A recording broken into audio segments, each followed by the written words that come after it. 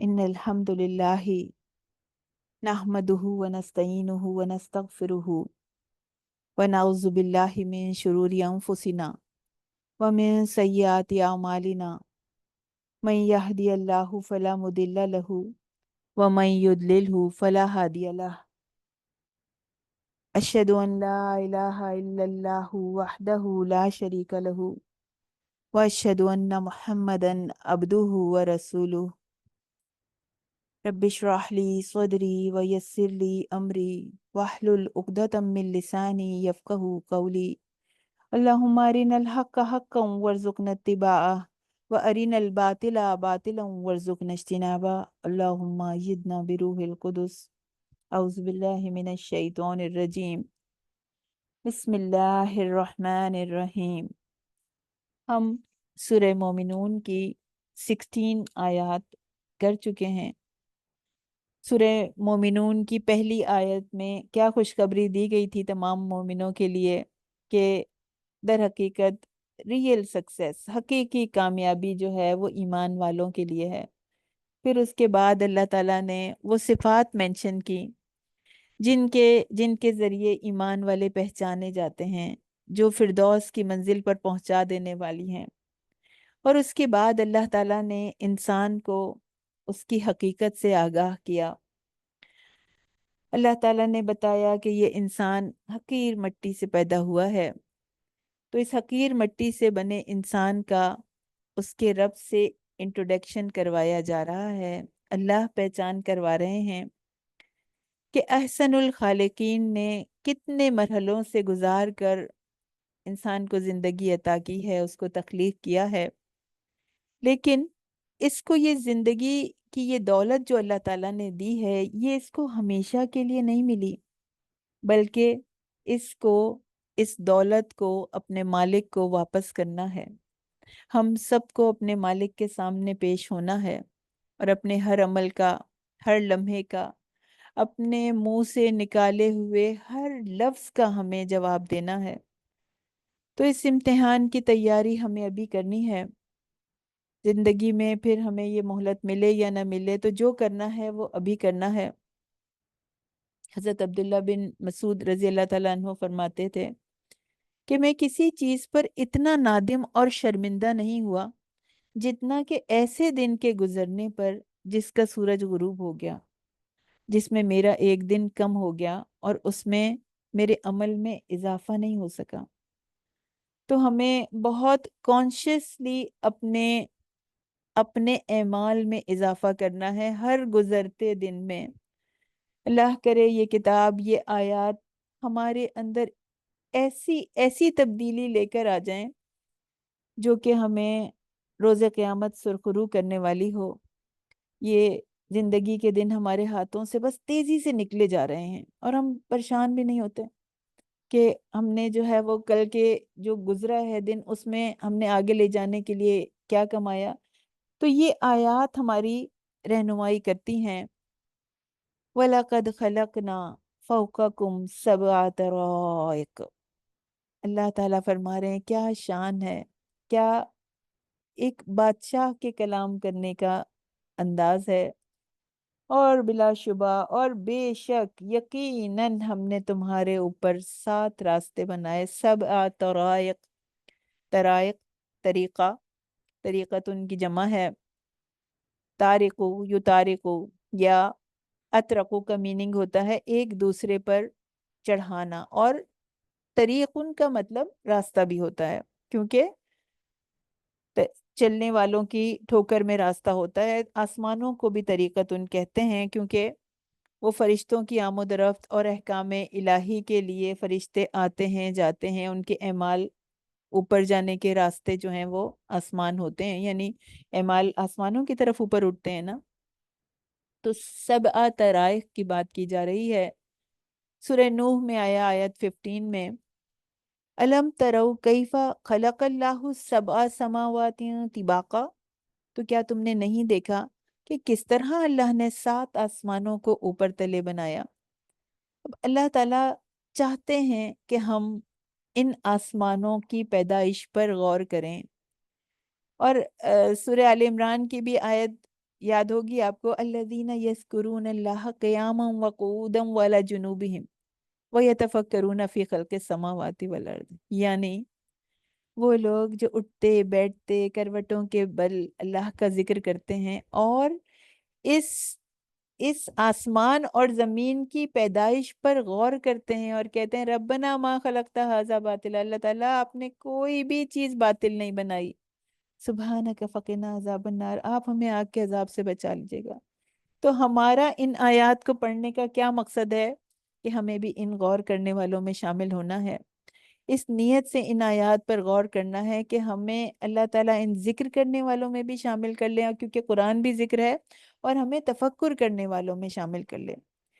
तो अल्लाह ताला अपनी कुदरत की निशानियां हमारी ज़ात में हमें दिखाने के बाद, यानी पहले पैदा इंसान की पैदाइश की मराहिल का बताया गया ना, अब उसके बाद अल्लाह ताला अपनी अजमत का, अपनी कुदरत का बेहतरीन इंट्रोडक्शन करवा रहे हैं। ये जो आसमान है, ये बारी ताला की कुदरत कामिला का बेहतरीन शाहकार है। ऐसा शाहकार जो जो अक्लों को हैरान कर दे। ये सबा तराइक कैसे हैं, ये कहाँ हैं, कहाँ ये लेयर्स हैं, ये रास्ते कैसे हैं, ये किस मटेरियल से बने हुए हैं, इनका स्ट्रक्चर कैसा है, इनकी शेप कैसी है, ये कोई नहीं जानता, क्योंकि इंसान को बहुत कम इल्म दिया गया है। और इस मामले में इंसान का इंटेलेक्ट थक हार के वापस आ जाता है। आसमान अपने अंदर कैसे कैसे इसरार और रमूज छुपाए हुए है। ये आसमान अल्लाह की कुदरत की निशानियों की तरफ पुकार पुकार कर मुतवज्जो कर रहा है।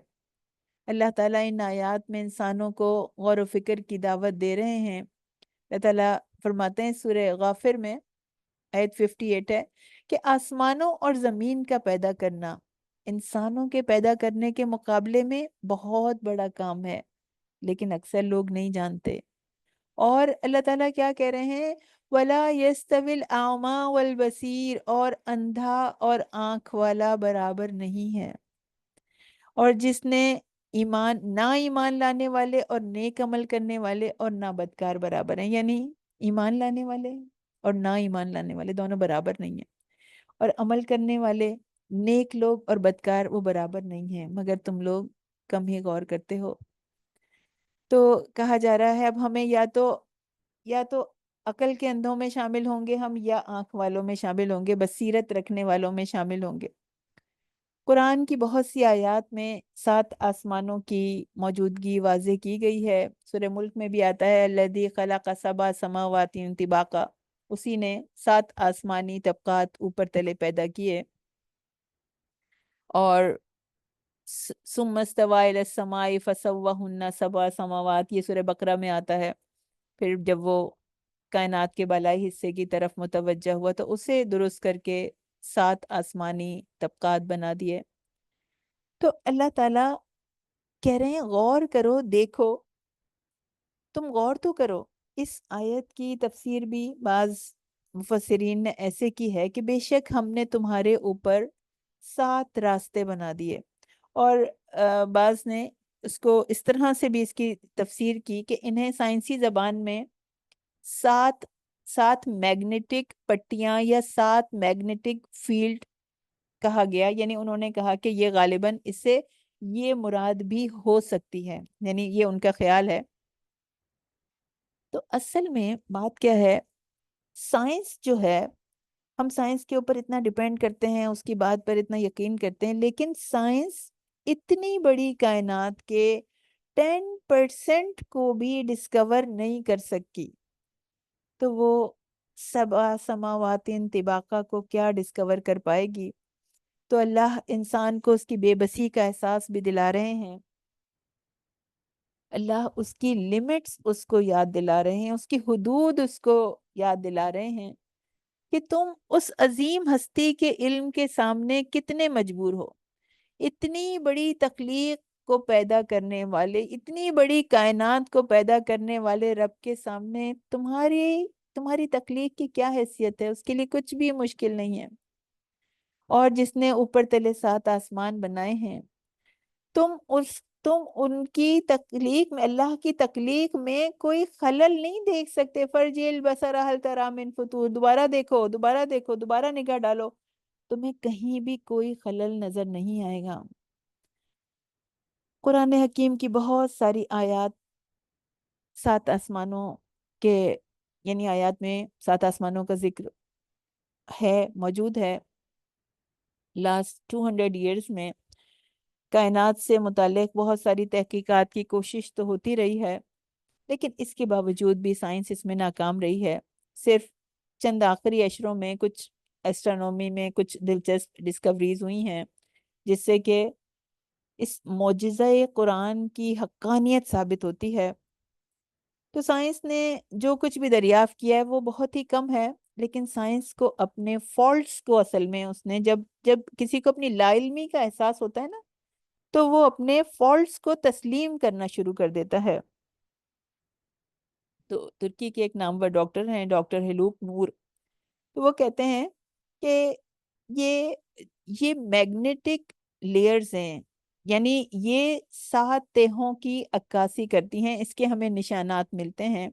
یہ کہتے ہیں پہلی اور مرکزی تہ بے شمار ستاروں سے بننے والی گیلیکسیز پر مشتمل ہے، اور اس کے اوپر دوسری تہ بھی میگنیٹک پراپرٹیز رکھتی ہے، اور اسی طرح انہوں نے ڈفرینٹ تہوں کے جو ہے وہ کی پراپرٹیز بتائیں، اور کہا کہ سب سے اندرونی دائرہ جو ہے وہ سولر سسٹم کا ہے۔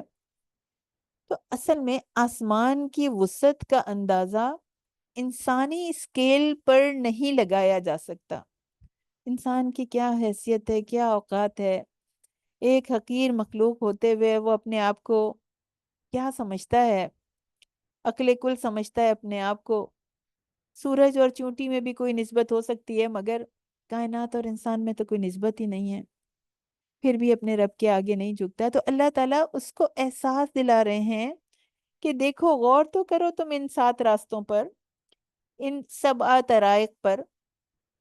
سائنسدان کہتے ہیں ایک اندازے کے مطابق آسمانی تہوں کے درمیان بہت طویل فاصلے حائل ہیں، ناقابل تصور فاصلے حائل ہیں، کہ یہ جو آسمانی تہیں ہیں، یہ جو طبقات ہیں، کہتے ہیں کہ ان کے اندازوں کے مطابق پہلی آسمانی تہ جو ہے، یعنی پہلا آسمان جو ہے، وہ کم و بیش 65 کھرب کلومیٹر تک پھیلا ہوا ہے، اور دوسری آسمانی تہ جو ہماری گیلیکسی کا ڈایامیٹر ہے، تو وہ کہتے ہیں کہ یہ پتہ یہ چلتا ہے کہ یہ 1,30,000 نوری سال وسیع ہے۔ کہتے ہیں تیسری تہ جو ہے وہ ہمارا، جس کلسٹر میں ہم رہتے ہیں، جس اسٹارز کے جس کلسٹر میں ہم رہتے ہیں، یہ ہے تیسری تہ، جو کہ 20 لاکھ نوری سال کی حدود میں پھیلی ہوئی ہے۔ چوتھی آسمانی تہ کہتے ہیں یہ گیلیکسیز کے گروہوں کا مجموعہ ہے، جو کہ کائنات کے درمیانی حصے کو تشکیل دیتی ہے، اور کہتے ہیں یہ 10 کروڑ نوری سال پر محیط ہے۔ اسی طرح 5ویں کو یہ 1 ارب نوری سال کی مسافت پر بتاتے ہیں، 6ٹھی کو 20 ارب نوری سال کی مسافت پر، اور 7ویں تہ کو اس سے بھی کئی گنا آگے۔ تو یہ سارے اندازے ہیں، ان کی حقیقت انسان کو نہیں پتا۔ اصل میں بتانے کا مقصد یہ ہے کہ اتنا زیادہ غور و فکر کرنے کے بعد بھی وہ کچھ نہیں پا سکے۔ ان راستوں میں، ان 7 آسمانوں میں کتنا ڈسٹنس ہے؟ مشکات المصابیح کی ایک حدیث ہے، حدیث نمبر 5638 اس کا نمبر ہے۔ حضرت ابو ہریرہ رضی اللہ تعالیٰ عنہ کہتے ہیں کہ نبی کریم صلی اللہ علیہ وسلم اور صحابہ کرام بیٹھے ہوئے تھے کہ ابر کا ایک ٹکڑا گزرا، تو آپ صلی اللہ علیہ وسلم نے ابر کے اس ٹکڑے کی طرف اشارہ کر کے صحابہ سے پوچھا کہ کیا تم جانتے ہو یہ کیا ہے؟ تو صحابہ نے اپنی عادت کے مطابق جواب دیا کہ اللہ اور اس کا رسول بہتر جانتے ہیں۔ تو نبی کریم صلی اللہ علیہ وسلم نے کہا تھا یہ انان یعنی ابر ہے، یہ ابر زمین کی رویاں ہیں، جن کو اللہ تعالیٰ ان لوگوں کی طرف ہانکتا ہے جو نہ اس کا شکر کرتے ہیں اور نہ اس کو پکارتے ہیں، لیکن اللہ ان کو بھولتا نہیں ہے، ان کی طرف پھر بھی بھیجتا ہے بادلوں کو۔ پھر فرمایا جانتے ہو تمہارے اوپر یہ جو آسمان ہے یہ کیا چیز ہے؟ صحابہ نے جواب دیا اللہ اور اس کا رسول بہتر جانتے ہیں۔ تو آپ صلی اللہ علیہ وسلم نے فرمایا کہ تمہارے اوپر کی چیز رقی ہے جو ایک محفوظ چھت ہے اور نہ گرنے والی ایک موج ہے۔ پھر یہ بتایا کہ تم جانتے ہو کہ تمہارے اور آسمان کے درمیان کتنا فاصلہ ہے؟ صحابہ نے کہا اللہ اور اس کا رسول بہتر جانتے ہیں۔ تو آپ نے بتایا کہ تمہارے اور آسمان کے درمیان 500 برس کی مسافت کے بقدر فاصلہ ہے۔ ہم نہیں جانتے کہ یہ برس جو ہیں یہ دن، یہ کون سے دن ہیں۔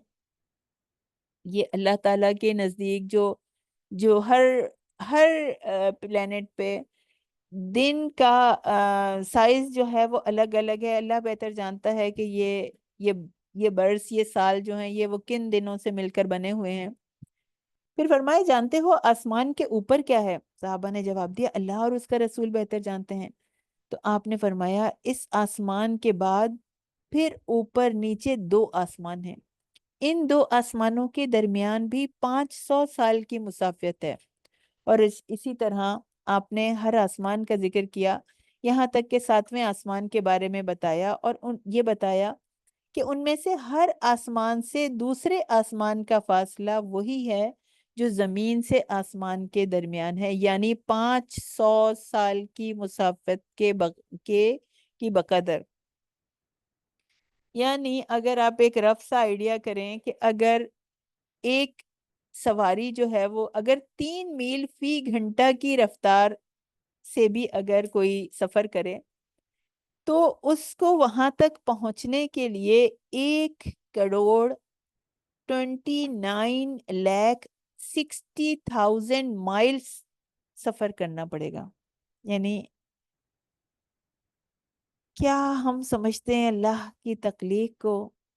اور اس کے بعد نبی کریم صلی اللہ علیہ وسلم نے فرمایا کہ اس 7ویں اور آخری آسمان کے اوپر عرش ہے، یعنی آسمانوں کے اوپر کیا ہے؟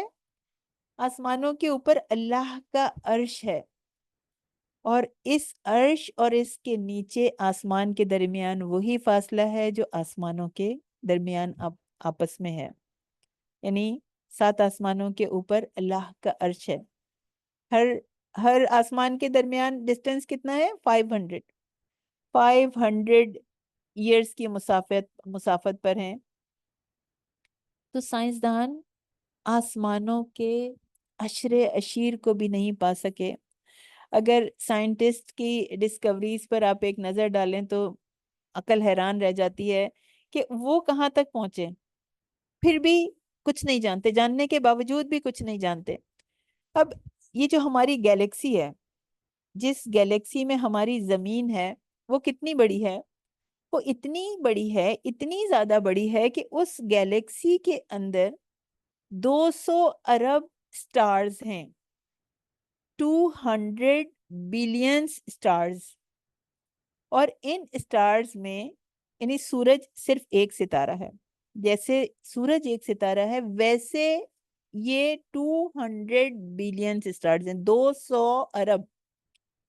اور 20th سینچری کے مڈ میں انسان کو یہ پتا چلا کہ یہ ایک گیلیکسی نہیں ہے جس میں وہ رہتا ہے، بلکہ یہاں پہ بہت زیادہ گیلیکسیز ہیں ہماری گیلیکسی کی طرح، اور بھی بہت سارا اس یونیورس میں بہت ساری گیلیکسیز ہیں، بھری ہوئی ہے کائنات گیلیکسیز سے، اور یہ گیلیکسیز ایک دوسرے سے بہت فاصلے پر ہیں، جو ہمیں انتہائی پاورفل ٹیلیسکوپس کے ذریعے ہی نظر آتی ہیں۔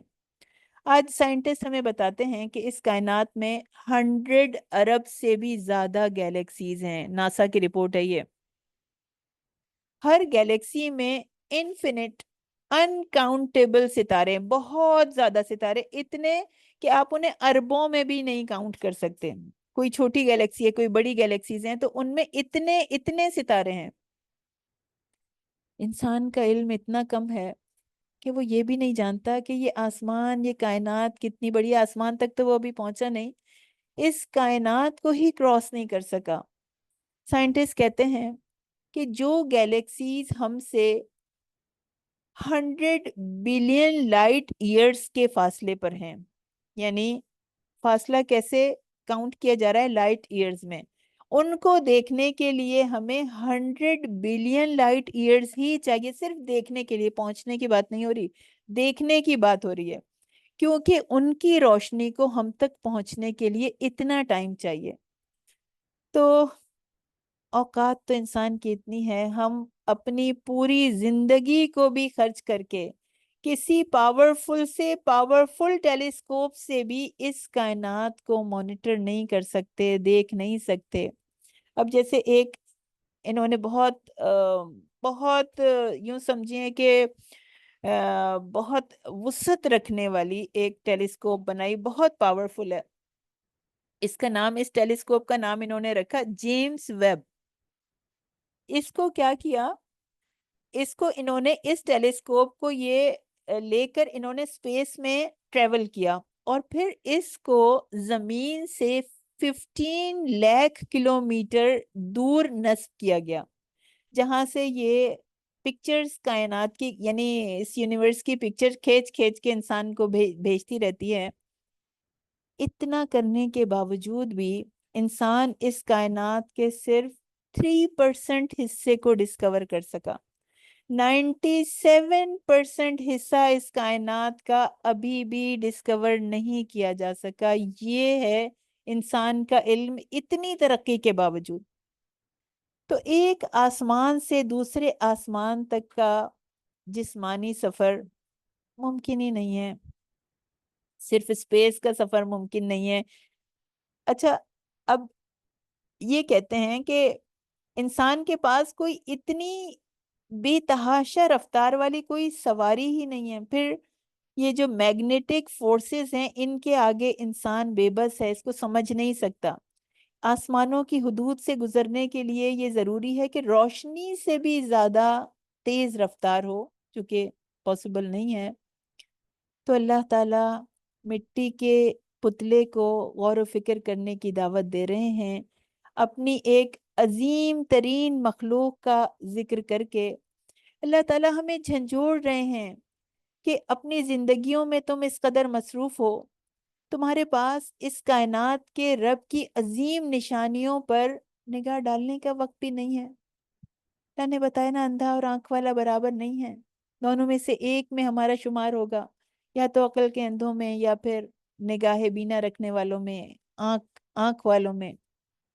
तो जिसने इन निशानियों पर गौर किया, इन निशानियों पर बसीरत की निगाह डालने की कोशिश की, इन पर गौर व फिक्र करने की कोशिश की, तो वो उन लोगों में शामिल हो जाएगा जो उसकी आयत पे तदब्बर करने वाले हैं।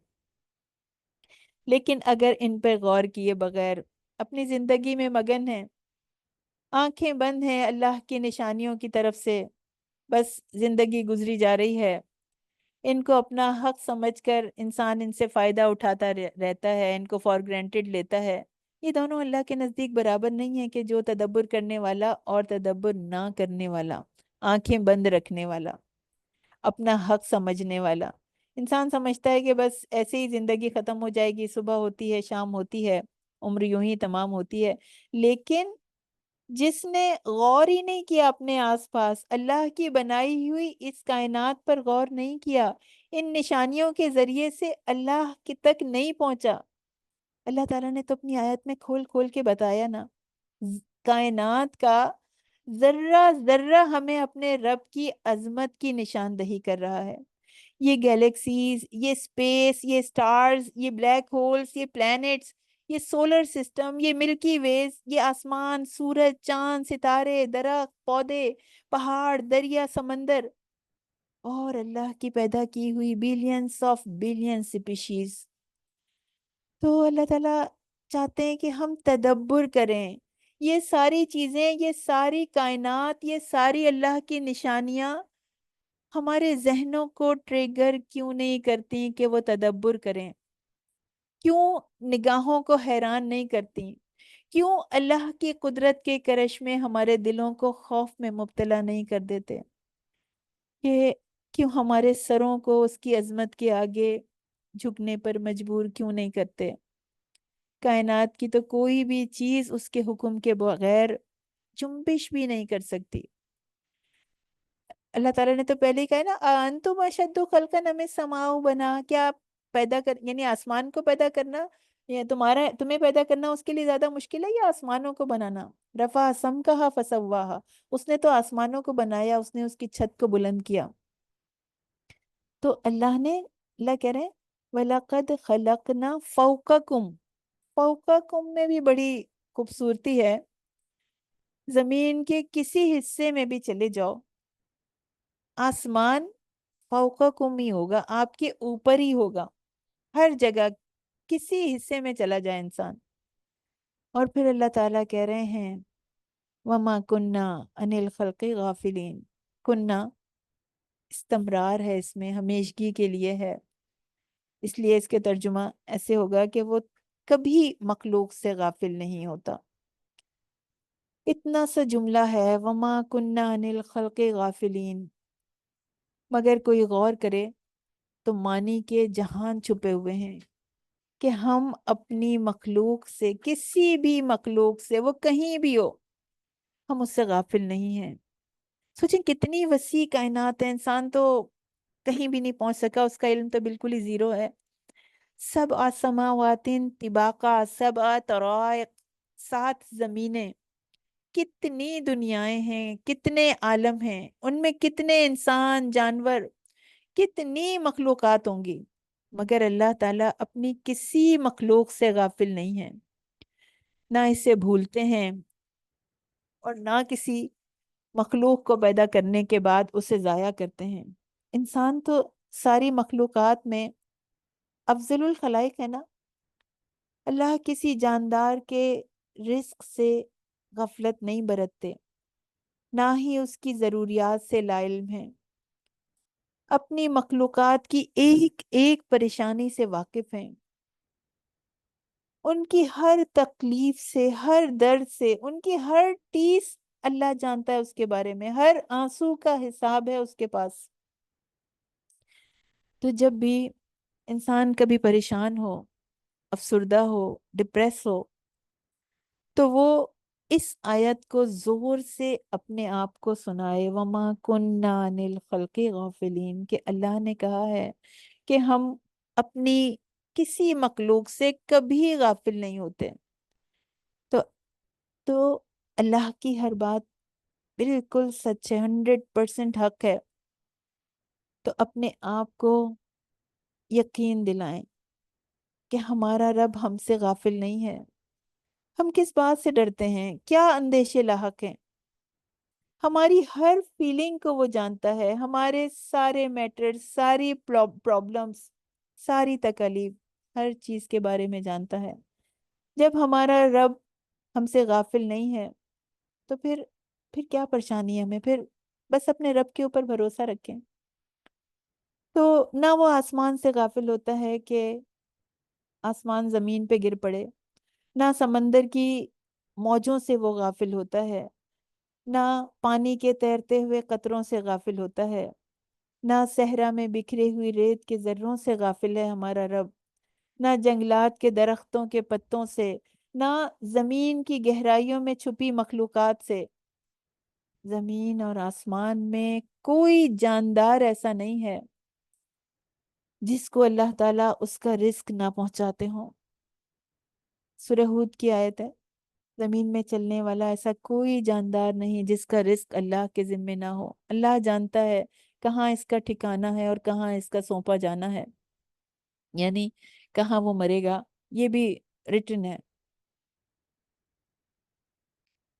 یعنی ایسا نہیں ہے کہ انسانوں اور زمین کو پیدا کرنے کے بعد اللہ تعالیٰ ان سے بے خبر ہو گئے، بے تعلق ہو گئے، یا انہیں کسی داتا گنج بخش یا کسی دستگیر کے حوالے کر دیا کہ اب تم ان سے مانگ لینا تو یہ تمہاری ضروریات کو پورا کر دیں گے۔ اللہ تعالیٰ ساری دنیا کو، ساری کائنات کو تھامے ہوئے ہیں۔ سورہ حدید کی آیت ہے، آیت 4، وہ جانتا ہے جو چیز زمین میں داخل ہوتی ہے اور جو اس سے نکلتی ہے، جو آسمان سے اترتی ہے، جو اس میں چڑھتی ہے، اور وہ تمہارے ساتھ ہے جہاں بھی تم ہو، اور اللہ اسے جو تم کرتے ہو خوب دیکھنے والا ہے۔ تو بہت اہم بات ہے اللہ کا فرمان ہے، سورہ اسراء کی آیت 44 ہے، تسبح لہ السماوات السبع والارض ومن فیہن، ساتوں آسمان اور سب زمینیں اور ان کی سب چیزیں جو کچھ اس کے درمیان ہے، سب کے سب اللہ کی تسبیح بیان کرتے ہیں۔ تو کیا تم نہیں دیکھتے کہ اللہ تعالیٰ نے کس طرح اوپر تلے آسمانوں کو بنایا ہے؟ سب کے سب اللہ کی تسبیح کر رہے ہیں، 7 آسمان اور 7 زمینیں اور جو کچھ اس کے درمیان میں ہے۔ اختیار صرف کس کو دیا گیا؟ انسان کو، کہ وہ اس کے اوپر چھوڑ دیا گیا، تمہاری مرضی ہے تم تسبیح کرو یا نہ کرو۔ وہ تو سب کر ہی رہے ہیں، لیکن انسان کو چیک کیا گیا، اس کی اللہ سے محبت چیک کی گئی۔ سب اللہ کی تسبیح، ہر چیز اللہ کی تسبیح بیان کرتی ہے۔ ہم بھی تو سوچیں، کیا ہم اللہ کی تسبیح بیان کرتے ہیں؟ ہم کثرت سے اللہ کا ذکر کرتے ہیں؟ آسمان کی بلند و بالا چیزیں، زمین کی پوشیدہ چیزیں، پہاڑوں کی چوٹیاں، سمندروں، میدانوں، درختوں کی سب کی خبر اس کو ہے۔ کوئی پتا ایسا نہیں گرتا جو اس کے علم میں نہ ہو، نہ کوئی دانہ زمین کے اندھیروں میں ایسا ہے جسے وہ جانتا نہ ہو۔ کوئی تر یا خشک کوئی چیز ایسی نہیں ہے جو اس کھلی کتاب میں نہ ہو۔ اللہ تعالیٰ بخوبی علم رکھتے ہیں۔ اللہ تعالیٰ کو اس بات کا بھی علم رکھتے ہیں کہ ہماری زبان اس کی کتنی تسبیح کرتی ہے، اس کا کتنا ذکر کرتی ہے، ہمارا سر کتنی دفعہ سجدے میں جھکتا ہے خشوع کے ساتھ، محبت کے ساتھ، اس کی عظمت کے آگے، اس کی شان کو محسوس کرتے ہوئے۔ ہر چیز کی اللہ تعالیٰ خبر رکھتے ہیں۔ وَمَا كُنَّا عَنِ الْخَلْقِ غَافِلِينَ۔ پھر فرمایا وَأَنزَلْنَا مِنَ السَّمَاءِ مَاءً بِقَدَرٍ، اللہ نے آسمان سے پانی اتارا ایک خاص اندازے کے ساتھ۔ آسمان کی پیدائش کے بعد اب اپنی کچھ مزید نعمتوں کا تذکرہ فرمایا۔ پانی جو ہے وہ اللہ تعالیٰ کی بہت بڑی نعمت ہے۔ سورہ انبیاء کی آیت 30 ہے کہ ہم نے پانی سے ہر زندہ چیز بنائی ہے۔ تو اس آیت میں پانی اتارنے کی عظیم نعمت کا ذکر کیا۔ ہر زندہ چیز کو اللہ تعالیٰ نے پانی سے پیدا کیا ہے۔ ہر چیز کی بیس جو ہے وہ پانی بنائی ہے۔ پانی ہی تمام زمین کی زندگی ہے جو اللہ تعالیٰ آسمان سے نازل فرماتے ہیں اور ان کو ایک خاص اندازے اور مقدار کے ساتھ اتارتے ہیں۔ اگر اللہ آسمان سے لگاتار بارش برسائے تو کوئی اس کو روکنے پہ قادر نہیں ہے، اور یہی پانی رحمت کے بجائے طوفان اور عذاب بن جائے تو کوئی اسے روک سکتا ہے؟ کوئی اسے مجبور کر سکتا ہے؟ کوئی نہیں کر سکتا۔ ہم خود دیکھ چکے ہیں کہ جب بارش زیادہ ہوتی ہے تو وہ کیسے عذاب بن جاتی ہے انسان کے لیے۔ وہ رحمت جو ہے وہ زحمت میں تبدیل ہو جاتی ہے۔ تو اللہ کی رحمت ہے کہ وہ اس پانی کو زمین میں ٹھہرا دیتا ہے، ذخیرہ کر دیتا ہے، پھر اس پانی سے ہر مخلوق فائدہ اٹھاتی ہے۔ پانی زندگی ہے اور بقائے زندگی کا سامان ہے۔ اس میں پانی کے بڑے بڑے ذخائر اور وسائل اللہ کی قدرت کا بہت بڑا کرشمہ ہے۔ جب اللہ تعالیٰ نے زمین کو پیدا کیا تھا تو اس وقت ایک خاص اور کثیر مقدار میں پانی اتار دیا تھا، اتنی کثیر مقدار جو قیامت تک زمین پر پیدا ہونے والی مخلوق کی تمام ضروریات کے لیے کافی ہو۔ زمین کی 3/4 سطح کو سمندروں کی شکل میں محفوظ کر دیا اللہ تعالیٰ نے۔ زمین کی سطح کے نیچے بھی پانی کے دریا بہہ رہے ہیں، جہاں سے کھودیں، کنواں کھودیں تو پانی نکل آتا ہے، انسان کو اس کی ضرورت کے لیے پانی مل جاتا ہے، جسے نکال کر انسان اپنے استعمال میں لاتا ہے۔ کبھی زمین سے چشمے ابلتے ہیں۔ تو اپنی مخلوق کی ضروریات کی تکمیل کے لیے اللہ تعالیٰ نے یہ سلسلہ قائم کر دیا۔ سورج کی گرمی سے سمندر سے آبی بخارات اٹھتے ہیں اور پھر وہ بادلوں کی شکل اختیار کرتے ہیں، اور بارش کے پانی سے زمین کی تمام نباتات جو ہیں وہ سیراب ہوتی ہیں۔ تو جاندار اس سے اپنی تمام ضرورتیں پوری کرتے ہیں، اور اس بارش کا کچھ حصہ زمین میں جذب بھی ہو جاتا ہے، اور پھر وہ جو جذب نہیں ہوتا وہ ندی نالوں اور دریاؤں کی شکل میں سمندروں میں جا گرتا ہے، اور پھر سردیوں میں پہاڑوں کی چوٹیوں پر برف جما دی جاتی ہے، اور گرمیوں میں وہی پگھل کر انسان کے کام آتی ہے۔ کہیں آبشاریں گرتی ہیں، کہیں دریا بہتے ہیں۔ پھر دیکھیے ایک اور چیز، دیکھیے پانی دو چیزوں سے مل کے بنا ہے نا، ہمیں پتہ ہے نا، ہائیڈروجن اور آکسیجن، دو گیسز سے مل کر پانی وجود میں آتا ہے۔ تو کیا ایسا ہو سکتا ہے کہ اگر پانی ختم ہو جائے ہمارے پاس تو ہم ان دو گیسز کو ملا کے پانی بنا لیں؟ حیران کن بات ہے، دو گیسز ہوا میں اتنی اتنی کوانٹٹی میں موجود ہیں، لیکن ان کو ملنے کا حکم کون دیتا ہے؟ ان سے پانی وجود کیسے آتا ہے؟ جیسے حکم اللہ تعالیٰ دیتے ہیں، صرف اتنا پانی بن سکتا ہے۔ آپ یہ سوچئے، پانی تو ایک کمپاؤنڈ ہے نا، ایک مرکب چیز ہے، دو حصے ہائیڈروجن ہے، ایک حصے آکسیجن ہے۔ اور ہائیڈروجن کی کیا خصوصیت ہے کہ یہ فوراً بھڑک اٹھنے والی گیس ہے، فوراً آگ لگا دیں، اور آکسیجن بھی ایسی ہی گیس ہے جو کہ جلانے میں مدد دیتی ہے۔ تو دو ایسی آتشی خاصیت رکھنے والے مادوں کو اللہ تعالیٰ نے جو کمپاؤنڈ بنایا جس کے ذریعے سے، اس کی کیا خاصیت ہے کہ وہ آگ کو بجھا دیتی ہے؟ یعنی دو بھڑک اٹھنے والی گیسز سے ملا کے پانی کی خصوصیت بالکل چینج کر دی کہ وہ آگ کو بجھا دیتی ہے۔ تو ہائیڈروجن، آکسیجن وافر مقدار میں تو موجود ہیں، لیکن یہ پانی کی مقدار میں اضافہ کیوں نہیں کرتی؟ اس لیے کہ جتنا پانی اللہ تعالیٰ کو بنانا منظور تھا وہ بن گیا۔ ان گیسوں میں یہ طاقت نہیں ہے کہ یہ خود مل کر جو ہے وہ پانی بن جائیں۔ اللہ تعالیٰ کہہ رہے ہیں وَإِنَّ عَلَى ذَهَابٍ بِهِ لَقَادِرُونَ، اور اپنی مخلوق کی ضروریات کے لیے اللہ تعالیٰ پانی تو برساتے ہیں، لیکن اتنا زیادہ نہیں برساتے کہ مخلوق اس میں ڈوب کے مر جائے، نہ اتنا کم کہ مخلوق قحط میں مبتلا ہو جائے، حالانکہ وہ کر سکتے ہیں، وہ یہ سارا پانی لے جانے پہ قادر ہیں۔ اور قحط بھی تو عذاب الہی کی شکل ہے نا، اللہ چاہے تو پانی کو غائب کر دے، زمین میں اتار دے، ایک بوند بھی اس زمین پہ نہ ٹھہر سکے۔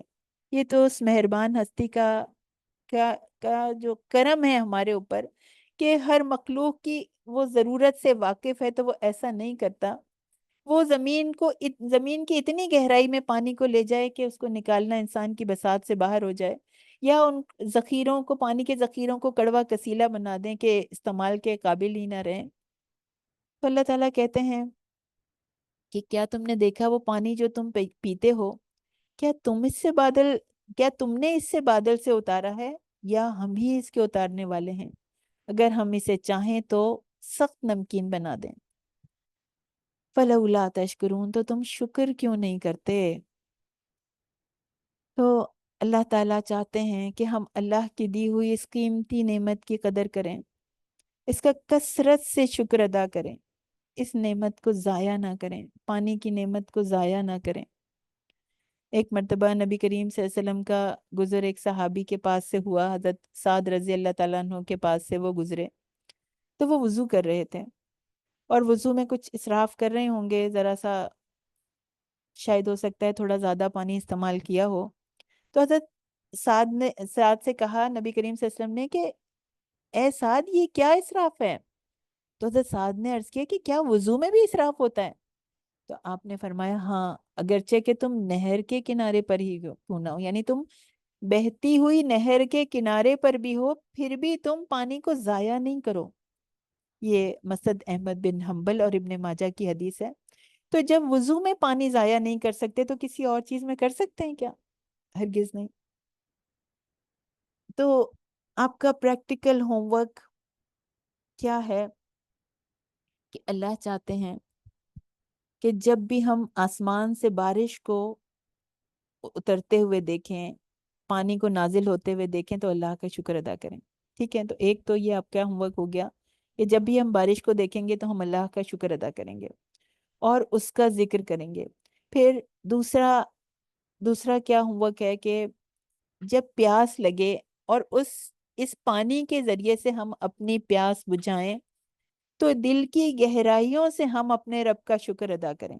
اور تھرڈ چیز کیا ہے کہ ہمیں پانی کی اس نعمت کو ضائع نہیں کرنا، ہمیں اسے بہت احتیاط سے استعمال کرنا ہے، بہت ذمہ داری کے احساس کے ساتھ ہمیں اسے استعمال کرنا ہے، کیونکہ ہمیں اس اللہ کی اس نعمت کا حساب دینا ہے۔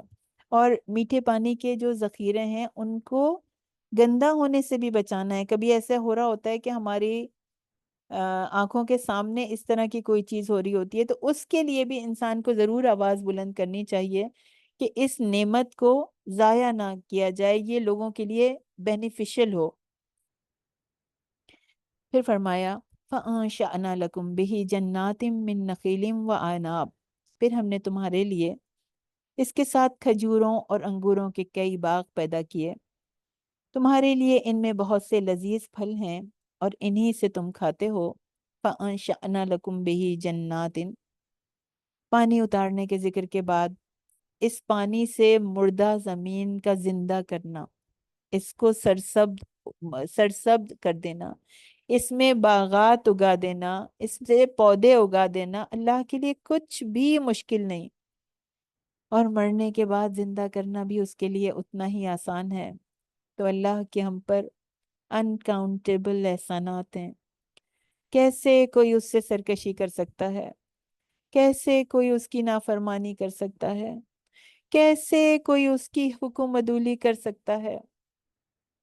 یہ جو بھوک ہے نا، یہ پیٹ، یہ بھوک، یہ ایسی چیز ہے کہ انسان کو کوئی چیز خوش نہیں کر سکتی، کوئی آرام دہ چیز، کوئی عیش اس کو سکون نہیں دے سکتی، کسی کا گھر کتنا ہی عالیشان کیوں نہ ہو، کسی کے پاس کتنے ہی من پسند ڈریسز، جیولری، گولڈ، سلور، یہ سب کچھ موجود نہ ہو، کتنا ہی بینک بیلنس کیوں نہ ہو، مگر اگر اللہ یہ پھل، یہ اناج، یہ کھانے پینے کے سامان روک دے تو ان ساری چیزوں کی حیثیت ختم، کوئی بھی چیز اچھی نہیں لگے گی، کوئی بھی چیز تسکین نہیں دے گی، کوئی بھی چیز آپ کو فلفل نہیں کر سکتی آپ کی ضروریات کو۔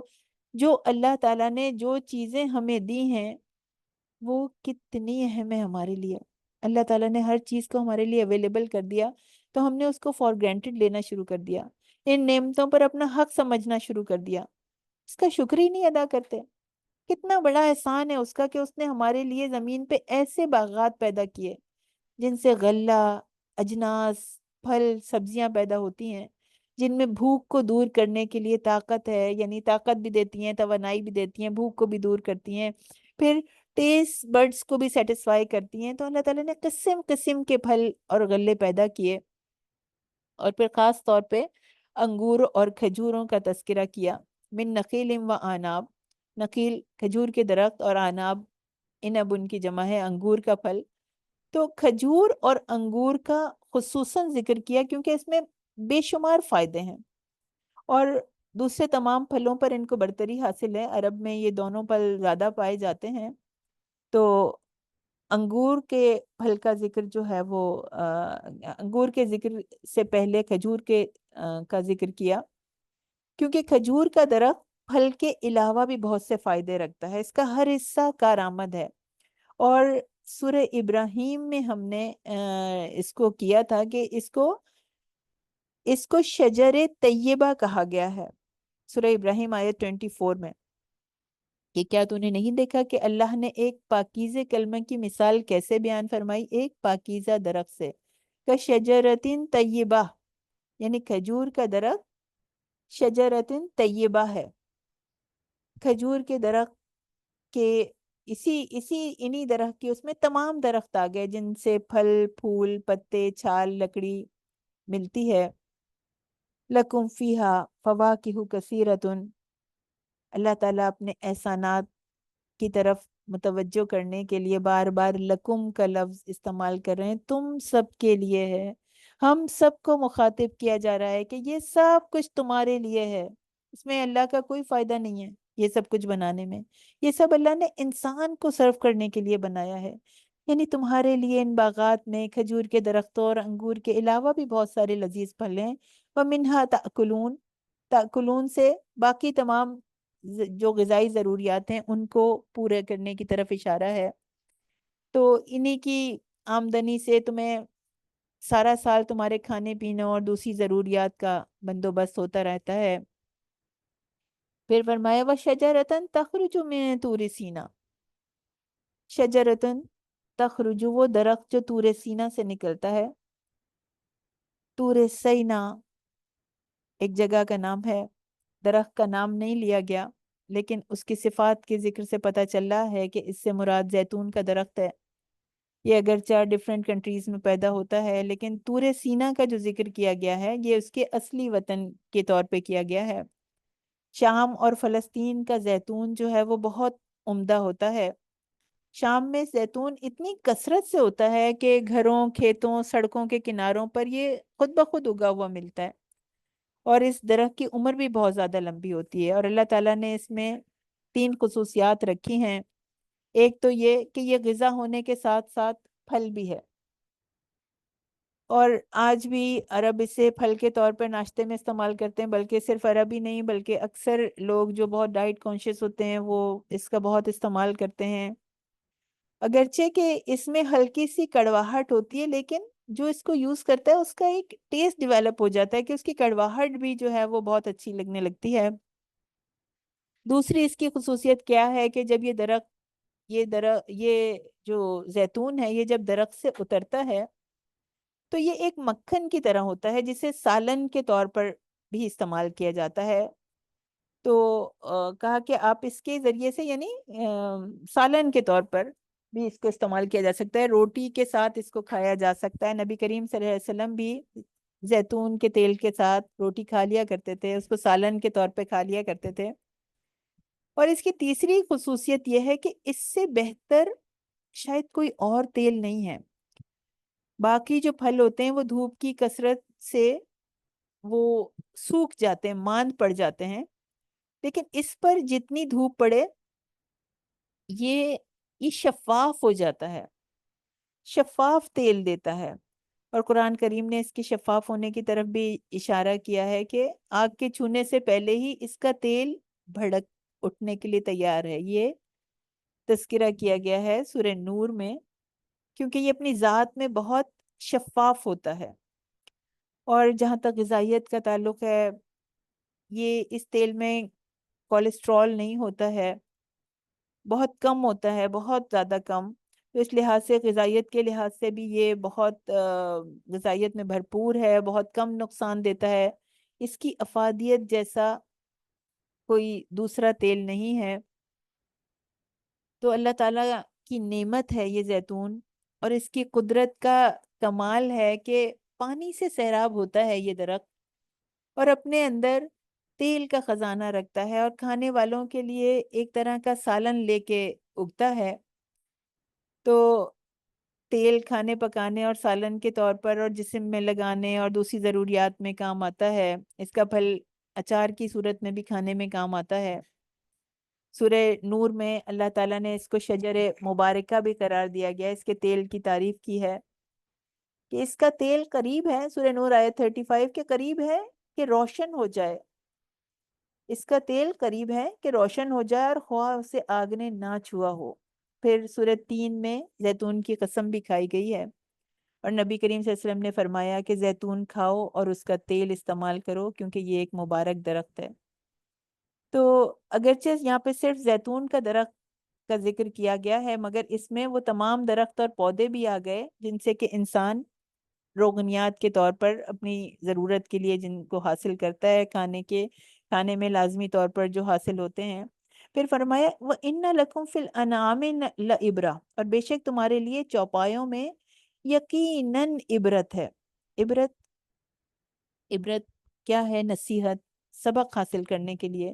علامہ راغب اصفہانی جو ہیں وہ لعبرہ کی تشریح ایسے کرتے ہیں، لعبرہ میں تنوین جو ہے وہ تعظیم کے لیے ہے، یعنی بہت بڑی عبرت، معنی ہے عبور کرنا، ایک جگہ سے دوسری جگہ پہنچنا، یعنی ایک چیز سے ایسی نصیحت حاصل کرنا جو دوسری جگہ کام آ جائے۔ تو اب موت کے بعد زندگی کا یقین دلانے کے لیے اور اپنی نعمتوں اور قدرتوں کا احساس دلانے کے لیے نباتات کے تذکرے کے بعد اب ان نباتات سے اعلیٰ درجے کی مخلوق کا ذکر کیا جا رہا ہے، جو روح رکھنے والی ہے، جو چوپائے ہیں۔ تو کہا نسقیکم نسقیکم مما فی بطونہا، اور ہم تمہیں ان میں سے جو ان کے پیٹوں میں ہے پلاتے ہیں۔ یعنی اب ایک سورہ نحل کی آیت ہے، آیت 66، کیا ہے اس میں؟ وَإِنَّ لَكُمْ فِي الْأَنْعَامِ لَعِبْرَةً، اور تمہارے لیے چوپایوں میں یقیناً بڑی عبرت ہے۔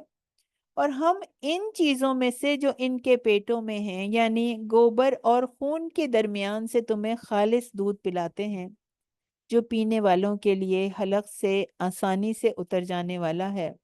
یعنی گوبر کی بو اور رنگ اور خون کی سرخی دونوں سے خالص سفید اور لذیذ دودھ اللہ تعالیٰ کی قدرت کی وجہ سے حاصل ہوتا ہے۔ اللہ کی کتنی عظیم نشانی ہے۔ دودھ ایک مکمل غذا ہے، اسی لیے بچے کے لیے بچے کی پیدائش جو ہے وہ مکمل پرورش شروع میں دودھ پر ہی ہوتی ہے۔ رسول اللہ صلی اللہ علیہ وسلم نے فرمایا، ترمذی کی حدیث ہے، سلسلہ صحیحہ میں بھی موجود ہے، کہ 3 چیزیں رد نہیں کی جاتی: گاؤ تکیے، تیل یعنی خوشبو، اور دودھ یعنی خوشبو والا تیل اور دودھ۔ اور حضرت ابو ہریرہ رضی اللہ تعالیٰ عنہ فرماتے ہیں، بخاری کی حدیث ہے، کہتے ہیں کہ ایک دن نبی کریم صلی اللہ علیہ وسلم کے ساتھ گھر میں داخل ہوئے تو ان کی خدمت میں دودھ کا پیالہ پیش کیا گیا، تو انہوں نے مجھ سے فرمایا کہ اہل صفہ کو بلا لاؤ۔ اب اس وقت حضرت ابو ہریرہ پورا وقت نبی کریم صلی اللہ علیہ وسلم کے پاس موجود رہتے تھے، اور وہ بیچارے بہت بھوکے تھے، اور وہ یہ چاہتے تو تھے کہ وہ دودھ کا پیالہ جو ہے وہ نبی کریم صلی اللہ علیہ وسلم ان کو دے دیں، لیکن نبی کریم صلی اللہ علیہ وسلم نے ان سے کہا کہ تم اہل صفہ کو بلا کے لے کے، اب اہل صفہ میں تو کتنے سارے لوگ تھے، کہا کہ ان کو بلا کے لے آئے، یہ کہہ نہیں سکے کہ آپ ان سے پہلے مجھے دے دیں، مجھے بہت بھوک لگ رہی ہے۔ تو جب وہ آئے تو آپ نے فرمایا، یعنی اہل صفہ جب آ گئے تو آپ نے ان سے کہا کہ یہ پیالہ اٹھاؤ اور ان کو پلاتے چلے جاؤ۔ اب حضرت ابو ہریرہ نے ان کو پیالہ سرو کیا اور ایک ایک کو دیا۔ اب ہر دفعہ حضرت ابو ہریرہ رضی اللہ تعالیٰ عنہ کہتے ہیں کہ مجھے یہ ڈر لگتا، مجھے یہ لگتا کہ یہ اب پیالہ ختم ہو جائے گا، یہ اب ختم ہو جائے گا۔ تو وہ اس پریشانی میں تھے کہ اب میرے لیے جو ہے وہ کچھ نہیں بچے گا، میں بھوکا کا بھوکا رہ جاؤں گا، لیکن دل کی بات دل میں رکھی ہوئی، کچھ بول نہیں رہے منہ سے، ان کو پلاتے رہے۔ جب سب نے پی لیا تو رسول اللہ صلی اللہ علیہ وسلم نے، کہتے ہیں، مجھ سے کہا کہ اب بیٹھو اور تم پیو۔ کہنے لگے کہ میں پیتا رہا، میں برابر پیتا رہا یہاں تک کہ میرا پیٹ بھر گیا۔ پھر میں نے نبی کریم صلی اللہ علیہ وسلم کو دیا تو آپ نے اللہ کی حمد و ثنا بیان کی، بسم اللہ پڑھی، اور پھر باقی دودھ پی لیا۔ آپ سوچئے کیسی کیسی قربانی تھی کہ خود بھی بھوک محسوس ہو رہی ہے، لیکن دوسروں کو دینا، دوسروں کو فوقیت دینا، اور دودھ سے تواضع کرنا۔ اور نبی کریم صلی اللہ علیہ وسلم کی یہ بھی عادت تھی کہ جب آپ اللہ کی کسی نعمت سے فائدہ اٹھاتے تھے تو آپ اللہ کا بہت شکر کرتے تھے اور اس سے بہتر نعمت کی دعا عطا فرماتے تھے۔ جب آپ دودھ پیتے تھے تو دودھ کی کثرت کی دعا فرماتے تھے، کیونکہ اور ارشاد فرماتے تھے کہ دودھ سے بہتر کوئی نعمت نہیں ہے۔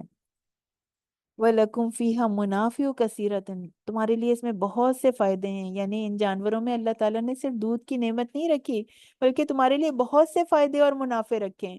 تجارتی سامان تمہارے لے جانے کا ذریعہ ہے، تمہاری غذا کا ذریعہ ہے، تمہارے لیے گوشت کا ریسورس ہیں، چمڑا تم ان سے حاصل کرتے ہو، ان کے بال تم ضروری چیزوں یعنی تمہاری ضرورتوں کو پورا کرتے ہیں۔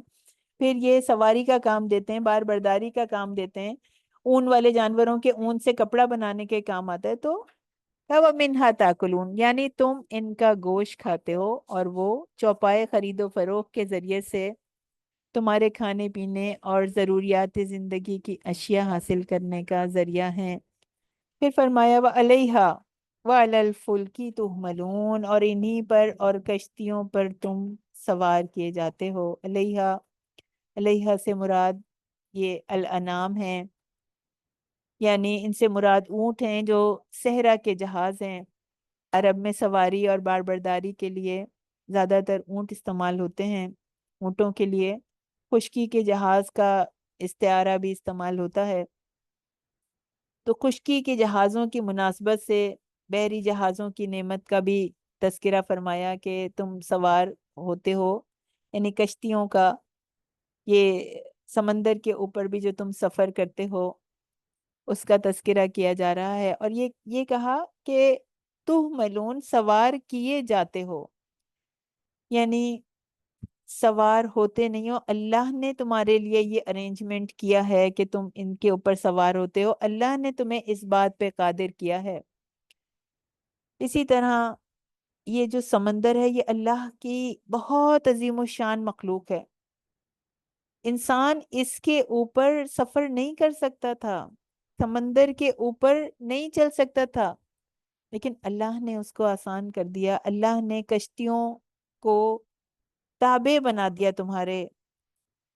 तो और हकीकत है कि जब तक अल्लाह चाहता है तो ये पार कराती हैं, और जब अल्लाह चाहता है तो बड़े से बड़े जहाज डूब जाते हैं।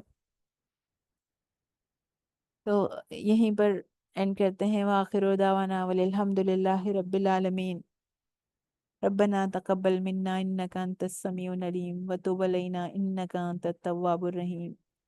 अल्लाह ताला से दुआ करते हैं कि अल्लाह ताला आप हमें निगाह बीना अता कर दीजिए कि हम कायनात की निशानियों पर तदब्बुर करने वालों में शामिल हो जाएं। ये निशानियां जो आपने इन आयात में हमें दिखाई हैं, या अल्लाह ये हमारे दिलों को आपकी अजमत के आगे झुका दें। या अल्लाह ताला आपकी ये आयत हमें अपना अपना फर्माबरदार बना दें, अपने रब का मुकम्मल फर्माबरदार बना दें हम सबको। और अल्लाह ताला आप हमें नेमतों का शुक्र अदा करने वाला बना दीजिए, और अपनी कुदरत की, अपनी अजमत की पहचान हमारे दिलों में डाल दीजिए। हमें सिखा दीजिए कि हम किस तरह अपने आप को आपके अपने हम अपनी पूरी जात के साथ पूरी तौर पर आपके सामने सरेंडर कर दें, अपने आप को आपके सुपुर्द कर दें। ला आप हमें कुरान की आयत पर गौर व फिक्र करने वाला बना दीजिए। या अल्लाह, या रहमान, या रहीम, हमारे स्टूडेंट्स में से, हमारी टीचर्स में और सब मोमिनों में से जो भी तकलीफ में हैं, जो बीमार हैं, जो मसले और मसाइल का शिकार हैं, या अल्लाह उनकी परेशानियों को दूर कर दीजिए, उनके लिए आसानियां फरमा दीजिए। या अल्लाह हमारे दिलों को अपने आप से जोड़ लीजिए, अपनी आयत से जोड़ लीजिए। या अल्लाह हमसे जिसने भी दुआओं की दरख्वास्त की है उन सब की दुआओं को कबूल फरमा लीजिए। या अल्लाह हमारे लिए कुरान पे चलना, कुरान पे जमना, कुरान को पढ़ना, इसको पढ़ाना आसान बना दीजिए। रब्बना तकब्बल मिन्ना इन्नका अंतस समीउल अलीम व तुब अलैना इन्नका अंतत तव्वाबुर रहीम। अस्सलामु अलैकुम व रहमतुल्लाहि व बरकातुहू।